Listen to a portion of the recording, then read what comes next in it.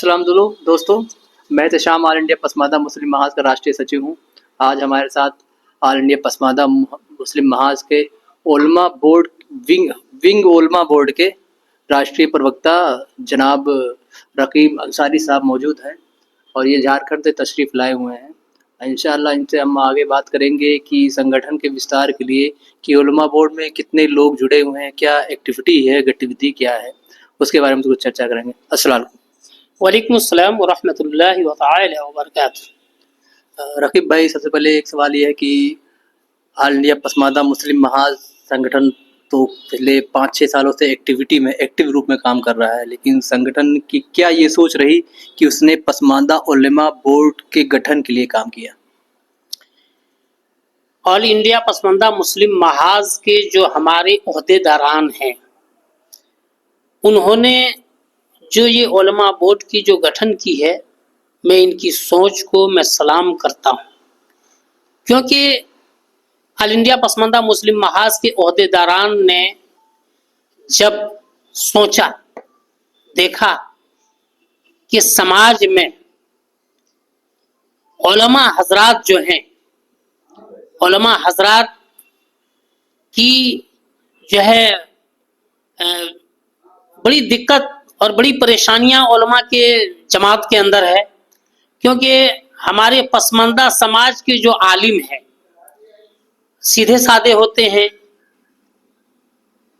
मगर उनकी नुमाइंदगी और जो तंजीमें हैं, जमात है, उन जमातों में पसमानदा समाज के आलिमों को तरजीह नहीं दी जाती है, उनकी बातों को नहीं सुनी जाती है, उनको निचले पायदान में रखा जाता है और पसमानदा समाज के आलिमों को जो है उनको कोई प्लेटफार्म नहीं मिलता है, बोलने के लिए कोई मंच नहीं मिलता है।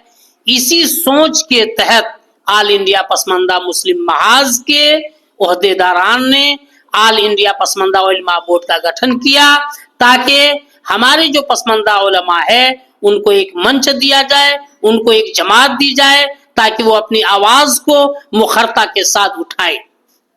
आवाज को उठाने की बात की तो वो पसमानदा की आवाज तो संगठन ऑल इंडिया पसमानदा मुस्लिम महाज भी उठा रहा है। पसमानदा उलमा बोर्ड किस तरीके का, मतलब एक हिसाब से मतलब क्या उद्देश्य है इसका, कि मतलब ये किस समाज को संदेश दे रहा है और किस तरह के इसको प्लेटफॉर्म चाहिए जिसकी जरूरत है? देखिए, सबसे पहली चीज तो मैं ये बात कह चुका हूं कि हमारे पसमानदा उलमा को जो है प्लेटफार्म नहीं मिलता था, मंच नहीं मिलता था। एक सेकंड, मैं यहाँ पे रोकना चाहूंगा। किस तरीके का प्लेटफॉर्म, किस तरीके का मंच?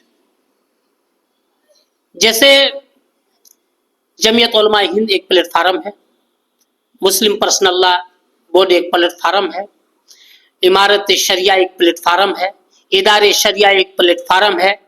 ये प्लेटफार्म है, इसके जरिए से उलमाओं की आवाज को उठाया जाता है, उलमाओं के तक दुख और तकलीफ को उठाया जाता है। मगर उन जमात में, उन इदारे में, उन संगठन में जो हमारे पसमानदा समाज के जो आलिम है, और इस देश में 85% पसमानदा है, तो 85% उलमा है हमारे पसमानदा, मगर पसमानदा उलमा को जो है तरजीह उसमें नहीं दी जाती है, जिसकी वजह से हमारे उलमा की आवाज जो है आगे तक बुलंद नहीं होती है।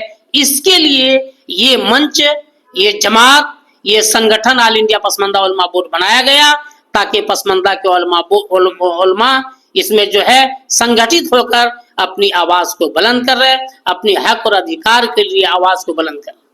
मतलब उलमा बोर्ड का मुझे जहाँ तक ये समझ में आया कि उलमा बोर्ड का गठन इसलिए किया गया कि जो एक दीनी तालीम, इस्लामिक तालीम जो होती है, उसमें जो और लोगों का रसूख है और जो फिरके हैं या फिर जो और जातियाँ, अशराफ जातियाँ जिसको बोलते हैं, उस तरीके की तरजीह पाने के लिए उलमा बोर्ड का गठन किया गया। देखिए, ऑल इंडिया पसमानदा उलमा बोर्ड में जो है यहाँ पर अकायद का मसला नहीं, हम लोग अकायद की इस पर बात नहीं करेंगे। नहीं, अकायद की मीन्स मैं अकायद समझ नहीं पाया।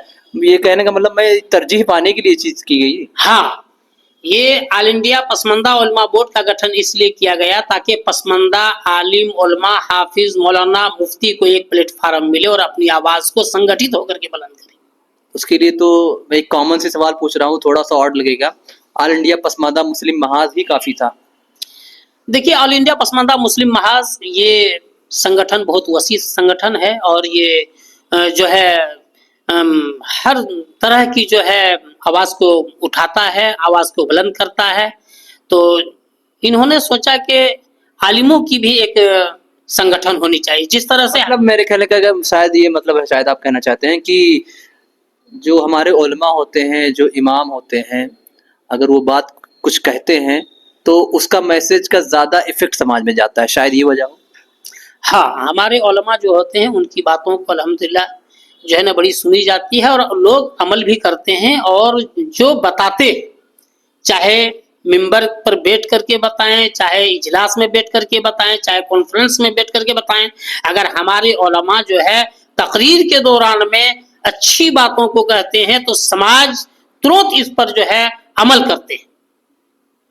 ये सही है। फिर तो इसका मतलब ये हुआ कि जैसे मुस्लिम पर्सनल लॉ बोर्ड है, क्या मुस्लिम पर्सनल लॉ बोर्ड की तरह ये है, क्योंकि मुस्लिम पर्सनल लॉ बोर्ड तो एक उसका एक सिस्टम है शादी का या फिर तलाक का, जो उनका घरेलू मसलाएं होते हैं, लड़ाई झगड़ा होता है, उसको सॉल्व कराना होता है, क्या इस तरह का कोई सिस्टम है? देखिए, ये हमारा जो ऑल इंडिया पसमानदा उलमा बोर्ड का जो गठन हुआ है, इस बोर्ड में भी वो उद्देश्य आएगा आगे चल करके। इसमें भी हमारे मुफ्तियाने किराम जो हैं उनको भी जो है एक अलग से काम उनको भी दिया जाएगा, ताकि वो भी जो है फतवे के जरिए से जो है शरई मसाइल को हल करेंगे। ये हमारा जो है, ये हमारी अभी सोच है। लेकिन सही कह रहे हैं आप, लेकिन जैसे मुस्लिम पर्सनल लॉ बोर्ड है, और आपने भी देखा मुस्लिम पर्सनल लॉ बोर्ड की वजह से ही अगर वो इतना अच्छा कार्य कर रहा होता, काम कर रहा होता, तो 3 तलाक का बिल इस भारत देश में पास नहीं होता। तो शायद उन्होंने कुछ किया नहीं उन्होंने, इसलिए शायद 3 तलाक का मसला आया और उसका बिल पास हो गया। कुछ पसमानदा मुसलमानों ने, संगठन ने भी सपोर्ट किया कि ये बिल तो सही है, तलाक लाक बहुत ज्यादा हो रहे हैं। तो इसकी क्या गारंटी है कि आप पर्सनल लॉ बोर्ड जैसा संगठन मतलब एक ऑर्गेनाइजेशन, सॉरी संगठन नहीं, ऑर्गेनाइजेशन जो रजिस्टर्ड है भारत सरकार से, वो फेल हो गया, तो पसमानदा उलमा बोर्ड अगर कोई ऐसा विंग बनाता है तो क्या पास होगा वो? क्योंकि संविधान के दायरे में अगर बनेगा तो उम्मीद है पास होने की। देखिए, हमारा जो बोर्ड है, हमारा बोर्ड ऑल इंडिया पसमानदा उलमा बोर्ड जो है संवैधानिक तरीके से काम करेगी, और संवैधानिक तरीके पर ही जो है इस्लाम की जो रूह है और इस्लाम के जो मसाइल है, उसी को मसाइल को लेकर के, और यहाँ के जो हमारे संविधान जो है, संविधान जो हक देता है उसी के तहत जो है हमारे जो है मसले भी हल किए जाएंगे। संविधान में तो भैया 3 तलाक भी एकदम से मनाई है और कई मल्टीपल शादियां भी मनाई है, उसका क्या करेंगे? देखिए, अभी जो है इस पर चर्चा मैं करना अभी नहीं चाहता हूँ। मैं नहीं, एक्चुअली चर्चा की बात नहीं है, आप बोल सकते हैं कि 3 तलाक पर चर्चा करना अभी नहीं चाहता हूँ मैं। नहीं, 3 तलाक की चलिए चर्चा मत करिए, लेकिन अब इस्लाम की ही बात करते हैं, क्योंकि भाई हम पसमानदा जरूर हैं लेकिन इस्लाम से तो ताल्लुक रखते हैं ना, हमारा धर्म तो इस्लाम है। बोर्ड आया, 3 शादियां हुई, इस पे जाना नहीं चाहिए, लेकिन थोड़ा सा जवाब दीजिए इसका कि 3 शादी का कॉन्सेप्ट है, इंडियन लॉ बोलता है 3 शादी नहीं है या 4 शादी नहीं है, इसके बारे में क्या कहेंगे? देखिए, बेहतर तो यही है कि एक ही शादी किया जाए, समझे ना, क्योंकि शादी अजवाजी जो जिंदगी है वो जिंदगी बेहतरीन के साथ गुजारे और एक ही के साथ शादी करके जिंदगी गुजारे। और मेन चीज है जो आने वाली जो हमारे नस्ल बच्चे जो है उनको बेहतरीन तालीम दे। अब शादियों में 3-4 शादियों में उलझ करके रह जाएंगे तो अपने बच्चे के भविष्य के बारे में क्या सोचेंगे? इसलिए बहुत सारा जो है 2-4 शादियां, 3 शादियां, 4 शादियां करने पर जो है ना घरों को टूटता है, बिगाड़ पैदा होता है और बच्चों की जो है जिंदगी भविष्य बेकार होता है। इसलिए जो है बेहतर यह है कि शादी जो है एक ही शादी किया जाए। रकीब भाई, संगठन के